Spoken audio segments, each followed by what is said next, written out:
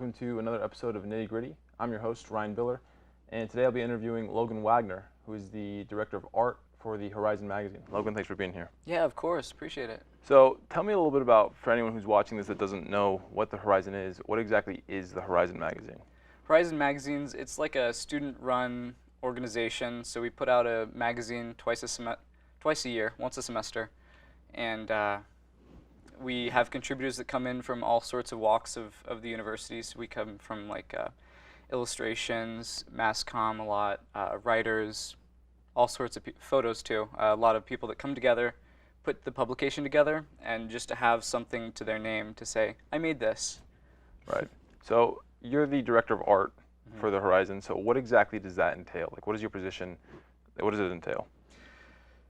The planning stages of the magazine, so I play a huge part in themes, what the magazine feels like, both the paper quality and the visual aspects of it, from fonts to colors to layout, everything. So if it's on the paper, I had something to do with it. And orchestrating with the other directors and managers of their respective, like the photo editor and the managing editor, the writer stuff. So accumulating all these things and putting it in one place, I'd say.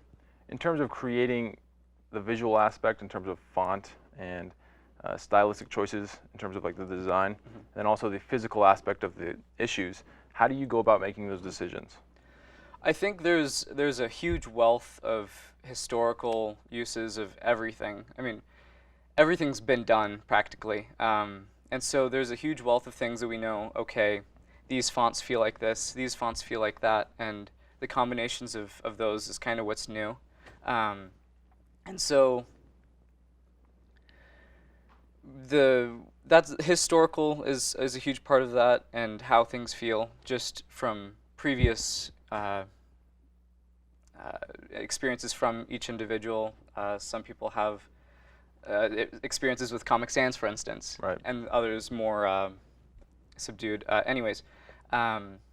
So lots of form storming. It's like a big research paper that I put together, a visual research paper, and I say, okay, these are the things that make people think this way or whatever, and they match these ideas. And then font creation, I made a typeface for this issue.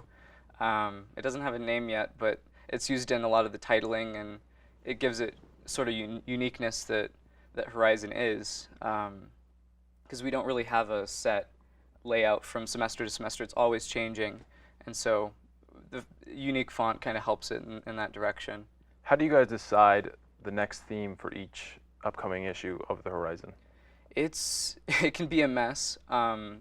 Usually it's like when you imagine like those people who try to connect all the pins and the string, and you have all of these outlying ideas of the stories that people want to write or ideas of stories, and you try to connect the dots of all of these and maybe shift the mode of the story over to fit kind of this broader range. So this last one was community, and that one's already broad already. In the past, we've done like human, chasing horizons, all things that you can kind of pack a story into, and as well as the theme of the stories, expanding that into how it looks as well, photos and art. So your guys' newest issue, you say, revolves around the idea of community. That's the theme. Yes. So what exactly led you guys to decide community? And then obviously that's a vague topic, pretty broad. What are some of the different stories that were contributed to support that theme of community? Sure. So the stories that I'll start in on that we had in this semester were things like we had ghost towns, the community that once was, or let's see another one, like professor office items, the community of the professors that we have here on campus, or some of their studies and whatnot, and how that encapsulates the community we have here on campus. Because there's a few community magazines around town, and so we took a bit of their model and used it on our magazine. So as far as how we came to community, I think it just fit the story themes well enough to provide it in that little folder of similar ideas. Yeah. In terms of most themes, Mm-hmm. usually how far into the future do you guys start planning and deciding on a theme? Does it come down to maybe 2 or 3? How does that work? It does come down to a pick and choose, but I wish it happened a lot earlier. I mean, Yeah. as always, you'd like to have things planned out a little cleaner than you'd like than they are. So the conversation begins sometimes almost as you're doing the first one. So you're planning out the second one as you're planning out the first one, saying, "Oh, maybe this would work in future." So it's a conversation that continues from leader to leader as the staff is passed, the baton is passed, and so it's kind of an ongoing thing. Say like, "Oh, maybe this would be cool in the future." Write a note, and yeah, it's just a constant. Oh, I had an idea just now. Yeah. And that could be 3 semesters down the line. That makes sense. Mm-hmm. Now to switch gears a little bit, can you walk me through the general process of the start of the semester to the end of semester? How do you guys go about producing the semester's issue of the Horizon? Starts with the meeting of all your people, just assessing where everybody's at. Because we've got a team of 6, and so getting all those people on the same page and what everybody's goals are, and starting there, I think is what happens. And you got to see where the money is, because that's what everything revolves around. And so we talk to the printer, see what we can do, what fancy stuff we can do. Like 1 semester ago, I had like a back tear out page, and so they had to create this special die cut piece for this last signature, and so that was a part of the conversation early on. And so talking to the printer, and then stories, and then you have to write the stories, and then only after you write the stories, sometimes you can take the photos, and then only after you have the writing and the photos, you can do the design. Right. And so the design kind of falls in last and sometimes gets squeezed, packed in, because some things take longer. People don't respond to their interview meeting times, or photo shoots need to be redone, or all of this. And so it all kind of gets jam-packed at the end is where the design happens. And then I guess you release it after that. As far as writing, specifically writing goes, Mm-hmm. for each specific article in the Horizon, how exactly are those assigned? So the managing editor will have like a laundry list of here's some ideas, and at the first meeting, which is like usually on Tuesdays at 5 at the start of each semester, they'll say, okay, here's our ideas that'll fit this big theme. Anybody want to write these? Yes, no, and then if you don't want to write these, pitch something. And people a lot of times come up with some pretty good ideas that either fit the theme or could fit the theme with the right angle. So that's how the writing gets styled in. Now, you'd mentioned that for this most recent issue that you guys released, the community-based issue, you guys had 6 people in total? You guys had a team of 6? Yeah, staff of 6. So how exactly do you guys create such a big magazine with just a 6-man staff? Is that tough? It is really tough. Say like a normal staff, for instance, would be way over 10. And say like first magazine that comes into my head is Airbnb.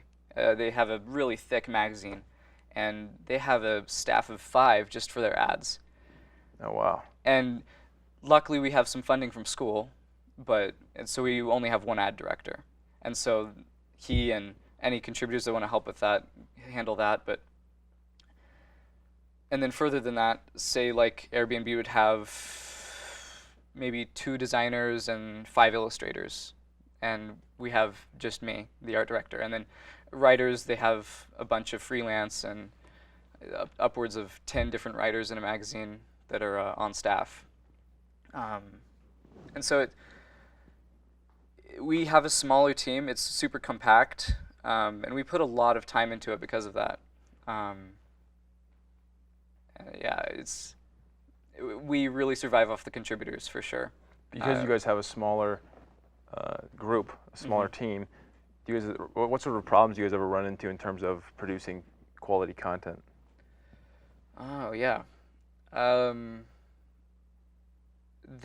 amount of contributors quality contributors that come in and really want to kick butt, the amount of those and the determination that they have always determines how good of a magazine we have. And managing anybody's, you can go so far as, but having those contributors is probably the most crucial part. Because I think this time we were a little light on designers. I think there was only one other layout designer besides myself that was contributing. So that was really tough to, like I said, jam-pack all of that at the end. And so because of that, there wasn't as fancy a stuff as there was in past issues. It was just getting the job done sometimes. In order to keep the Horizon alive and moving forward with each semester and each year, each new class, you guys have to recruit new contributors? Because how does that work?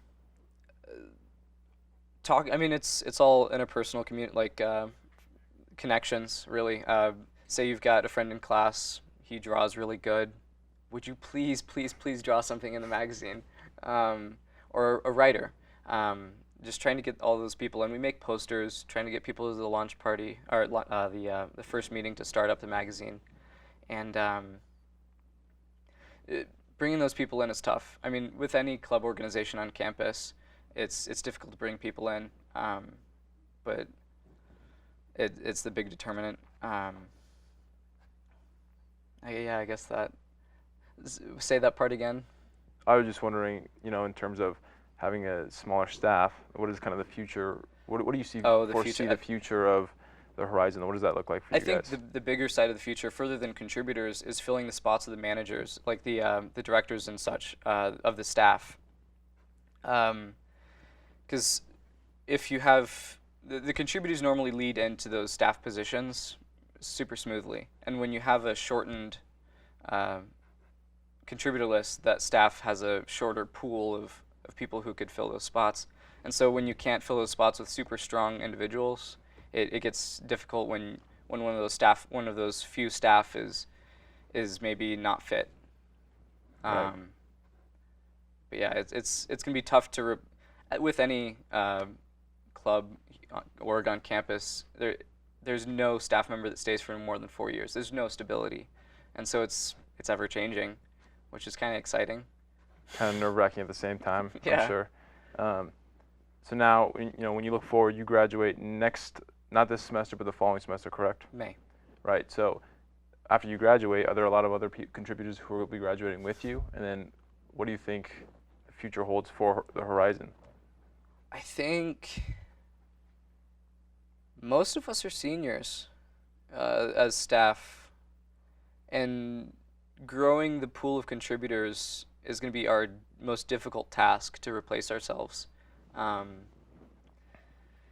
I think that's our moving forward point, is just getting more contributors and getting more people excited about making magazines and making stuff just to make stuff.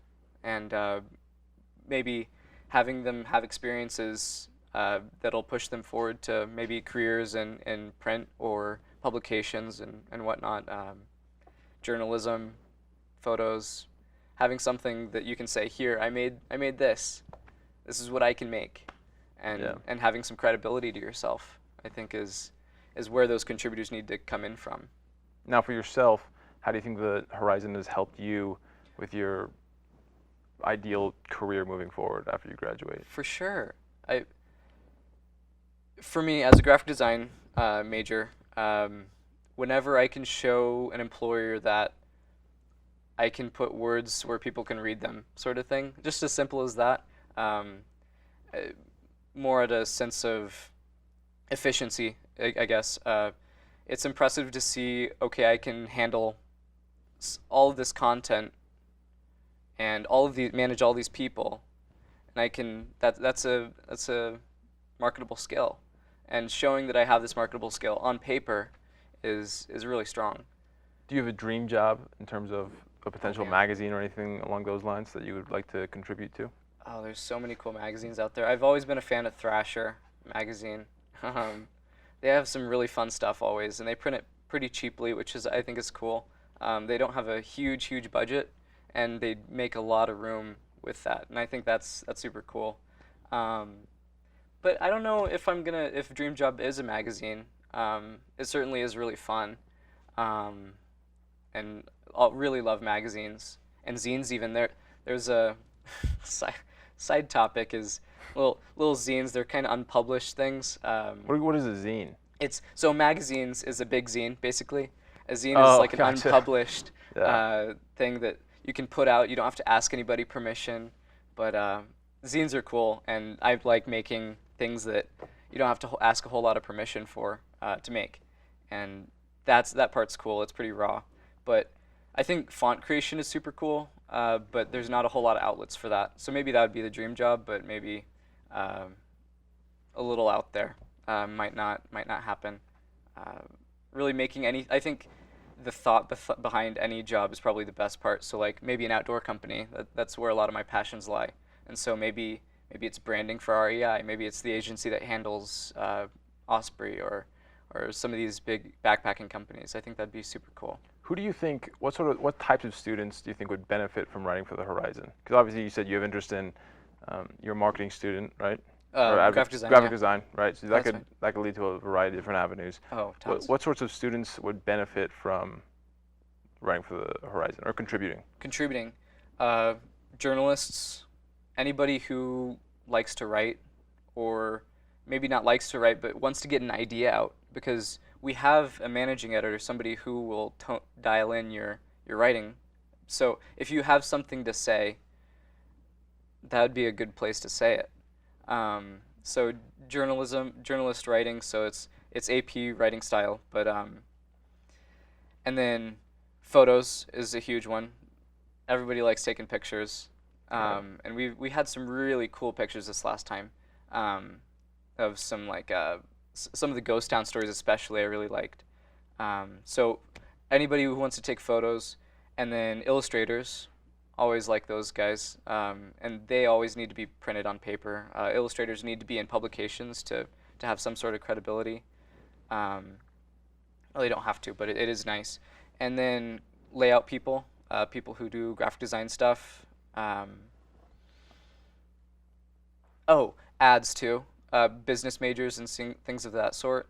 People who know how money works and how to get businesses on board with marketing themselves and saying, we have this many reader base and we can support your business by throwing an ad in there. And me creating the ads for the magazine too is another side of that marketability, skills used / people we need. Yeah, I think those four really encapsulates what a good contributor would come from. So you guys will have another issue coming out this upcoming semester. For the spring. How can students get involved with that? So we'll set up the first, I think it'll be the second week of school, that Tuesday. It'll be at 5 p.m. UC 200 upstairs in the Horizon / Crite room, Criterion, and bring their ideas. I think that's how to get involved. And we'll have posters out, social media. I think we'll have links to social media on this. But yeah, it's pretty easy to get involved. Send us a message, and we'll make sure that you're involved. Very good. Good to know. Yeah. All right, Logan, that's about all the time we have for this episode of Nitty Gritty. Thank you for tuning in. This is Logan Wagner, the Director of Art for the Horizon Magazine. Be sure to get involved and contribute. And until next time.